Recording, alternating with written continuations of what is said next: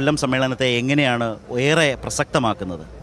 ഈ കൊല്ലം സമ്മേളനത്തിൽ വളരെ പ്രധാനമായി ചർച്ച ചെയ്യുന്ന ഒരു വിഷയം ആധുനിക ലോക നിലവാരത്തിലേക്ക് കേരളത്തിലെ എങ്ങനെ എത്തിക്കാനാവും, സാമ്പത്തികമായി, സാമൂഹ്യമായി, അതുപോലെ സാംസ്കാരികമായി വളർച്ച എങ്ങനെ നേടാനാവും, അതിനുള്ള ഇതുവരെയുള്ള എല്ലാ അനുഭവങ്ങളെയും വിലയിരുത്തിക്കൊണ്ട് ഈ കേരളത്തെ സംബന്ധിച്ചിടത്തോളമുള്ള വികസന കാഴ്ചപ്പാട് അതിനെ ഒന്ന് പുതുക്കി തയ്യാറാക്കുക എന്നതാണ് വളരെ പ്രധാനമായി ചർച്ച ചെയ്യുന്ന ഒരു വിഷയം. ഇപ്പോൾ കഴിഞ്ഞ തന്നെ നമ്മൾ ഈ നവകേരളം എന്നത് ഒരു ആശയതലം മാത്രമല്ലെന്നും പ്രായോഗിക തലത്തിൽ അതിന് മുന്നോട്ട് പോകാൻ കഴിയുമെന്നുമുണ്ട്. അതിലൊരുപാട് അനുഭവം മലയാളിക്ക് തുടർഭരണത്തിലൂടെ വന്നിട്ടുണ്ട്. കഴിഞ്ഞ സമ്മേളനവും ഈ പറഞ്ഞ പോലെ നവകേരളത്തെ സംബന്ധിച്ച കാഴ്ചപ്പാട് അവതരിപ്പിച്ച് മുഖ്യമന്ത്രി തന്നെ അവതരിപ്പിച്ച് പാർട്ടി സമ്മേളനത്തിലൂടെ മുന്നോട്ട് കൊണ്ടുപോകും. ഈ സമ്മേളനം എങ്ങനെയാവും അതിനെ മുന്നോട്ട് കൊണ്ടുപോകും? തീർച്ചയായിട്ടും ഞാൻ നേരത്തെ സൂചിപ്പിച്ചതുപോലെ ഇന്നത്തെ ലോകാനുഭവങ്ങളെ ആകെ വിലയിരുത്തി സാമ്പത്തികമായും സാംസ്കാരികമായും സാമൂഹ്യമായും കേരളത്തെ എങ്ങനെ വികസിപ്പിക്കാം എന്നതിനെ സംബന്ധിച്ചാണ് ചർച്ച നടത്തുന്നത്.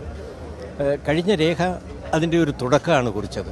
അതിൻ്റെ കഴിഞ്ഞകാല അനുഭവങ്ങളെയും അതുപോലെ ലോകാനുഭവങ്ങളെയും വിലയിരുത്തിക്കൊണ്ട് ഇതിനെ എങ്ങനെ പുതുക്കി ശരിയാക്കണം എന്ന വിഷയമാണ് ഈ സമ്മേളനം ചർച്ച ചെയ്യുന്നത്. ആ നിലയിൽ വളരെ പ്രധാനപ്പെട്ട ഒരു വിഷയമാണ് ചർച്ച ചെയ്യുന്നത്. ഞങ്ങൾ ഇക്കാര്യത്തിൽ ലോകത്തിൻ്റെ എല്ലാ അനുഭവങ്ങളും തന്നെ വിലയിരുത്തിക്കൊണ്ടാണ് കേരളത്തിൻ്റെ വികസനത്തിന് എന്ത് വേണം എന്നതിനെ സംബന്ധിച്ച് ഈ ഒരു കാഴ്ചപ്പാട്. ആ നിലയിൽ മനുഷ്യൻ്റെ അറിവ് വികസിച്ചുകൊണ്ടിരിക്കുകയാണ്. ആ നിലയിൽ കാഴ്ചപ്പാടും നമുക്ക് വികസിപ്പിക്കേണ്ടതായുണ്ട്.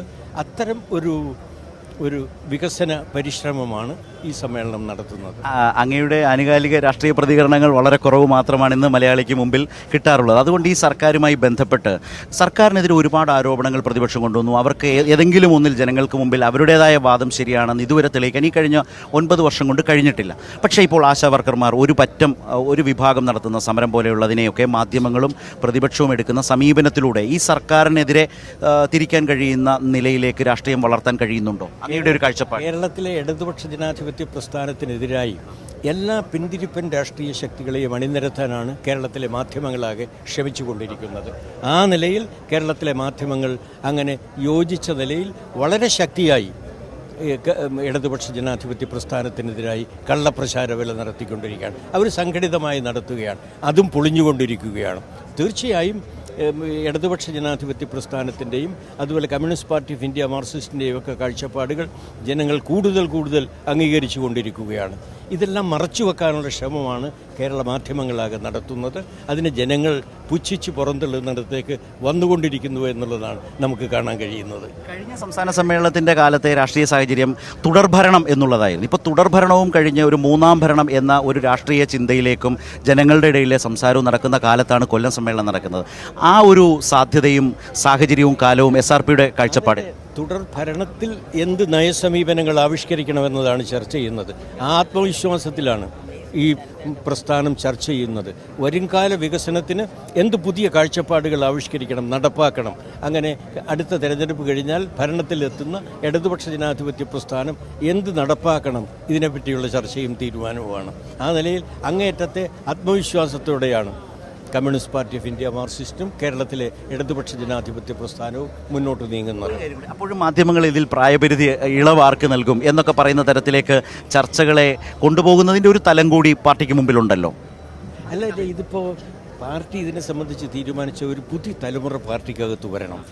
ആ നിലയിൽ പുതിയ തലമുറ പാർട്ടിക്കകത്ത് വന്നിട്ട് വരിക. അതോടൊപ്പം ഈ പഴയ പ്രായം ഒരു നിശ്ചയിച്ച പ്രായം കഴിഞ്ഞിട്ടുള്ള ആളുകളുടെ അനുഭവങ്ങളെയും സേവനങ്ങളെയും എങ്ങനെ പ്രയോജനപ്പെടുത്താം എന്നതിനെ സംബന്ധിച്ചും ആവശ്യമായ സംവിധാനവും പാർട്ടിക്കകത്തുണ്ട്. അതും പാർട്ടി പ്രയോജനപ്പെടുത്തിക്കൊണ്ടിരിക്കുകയാണ്. ആ നിലയിൽ എല്ലാവരെയും ഒരു പുതിയ തലമുറയെ പാർട്ടിക്കകത്ത് കൊണ്ടുവരാനാണ് പ്രായപരിധി. പക്ഷെ പ്രായപരിധി കഴിഞ്ഞിട്ടുള്ള ആളുകളുടെ കഴിവുകളെയും അനുഭവങ്ങളെയും അതുപോലെ അവരുടെ സേവന കഴിവുകളെയും എങ്ങനെ പ്രയോജനപ്പെടുത്താൻ ആവശ്യം, അതിനുള്ള സംവിധാനവും പാർട്ടി ഒരുക്കിക്കൊണ്ടിരിക്കുകയാണ്. അതുകൊണ്ട് ഒരു പ്രയാസവുമില്ല, പാർട്ടിക്ക് വളരെ മുന്നോട്ട് പോകാൻ കഴിയും. കേരളത്തിലെ പാർട്ടിയുടെ ഒരു പ്രായപരിധി എന്ന് പറയുന്നത് കാരാട്ട് ഇന്നലെ പറഞ്ഞതുപോലെ 75. സംസ്ഥാനത്ത് തീരുമാനം, വിവിധ സംസ്ഥാനത്തിൽ വിവിധ തീരുമാനം അവിടുത്തെ സാഹചര്യത്തിൻ്റെ അടിസ്ഥാനത്തിൽ എടുത്തിട്ടുണ്ട്.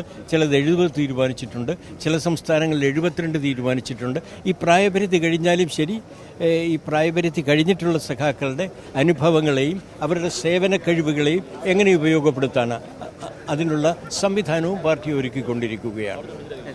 ഇന്നത്തെ പ്രതിപക്ഷത്തിൻ്റെ ഒരു അവസ്ഥ വെച്ചും ജനങ്ങളുടെ മുമ്പിൽ ഈ സർക്കാരിൻ്റെ ഒരു പെർഫോമൻസും SRP എങ്ങനെയാണ് വിലയിരുത്തുന്നത്? അല്ല, ഇത് കള്ളപ്രചാര വേല നടത്തലാണ്.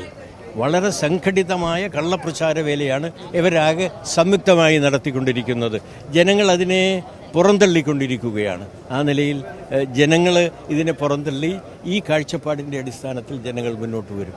അങ്ങനെയൊരു വ്യക്തിപരമായ ഒരു കാര്യം, ഇപ്പോൾ കൊല്ലം സമ്മേളനം എന്ന് പറയുന്നത് ഓണാട്ടുകരയുടെ ഭാഗമായി ജീവിച്ച് ആലപ്പുഴയുടെ ഒരു മണ്ണിലൂടെ ഒക്കെ ഒരുപാട് കാലം രാഷ്ട്രീയ പ്രവർത്തനം നടത്തിയ ഒരു അനുഭവത്തിൽ നിന്ന് കൊല്ലം സമ്മേളനം 71 കൊല്ലത്ത് സമ്മേളനം, 95 സമ്മേളനം, ആ ഓർമ്മകൾ കൂടി ചേർത്ത് വെച്ചുകൊണ്ട് 2025 കുറിച്ച് സാർ. അതും കേരളത്തിൻ്റെ ഒരു വളർച്ചയാണ്. 1971 സമ്മേളനം വളരെ പ്രധാനപ്പെട്ട ഒരു രാഷ്ട്രീയ സാഹചര്യങ്ങളിലാണ് കൊല്ലം സമ്മേളനം ചേരുന്നത്. വളരെ പ്രധാനപ്പെട്ട വിഷയങ്ങൾ കൊല്ലം സമ്മേളനം ചർച്ച ചെയ്തു. അതുപോലെ കേരളത്തിൻ്റെ പാർട്ടിയുടെ കരുത്തിനെ സംബന്ധിച്ചും അന്ന് വളരെ പ്രധാനമായി ചർച്ച ചെയ്ത് ചില തീരുമാനങ്ങളെടുത്തു. ആ നിലയിലാണ് പാർട്ടി മുന്നോട്ട് വന്നത്. പാർട്ടി കൂടുതൽ കരുത്താർജിച്ചത് 1995 തെരഞ്ഞെടുപ്പും പാർട്ടിയുടെ സമ്മേളനവും ആ നിലയിൽ വളരെ പ്രധാനപ്പെട്ട വിഷയങ്ങൾ ചർച്ച ചെയ്യുകയും മുന്നോട്ട് നീങ്ങാനും കഴിഞ്ഞിട്ടുണ്ട്. അതുപോലെ അതിലേറെ പ്രധാനപ്പെട്ട ഒരു വിഷയമാണ് ഇപ്പോൾ ചർച്ച ചെയ്യുന്നത്. ആധുനിക ലോക നിലവാരത്തിലേക്ക് കേരള സമൂഹത്തെ എത്തിക്കാം, അതിനെപ്പറ്റിയുള്ള ചർച്ചയാണ് നടക്കുന്നത്. ആ നിലയിൽ വളരെ പ്രധാനപ്പെട്ട ഒരു സമ്മേളനമാണ്.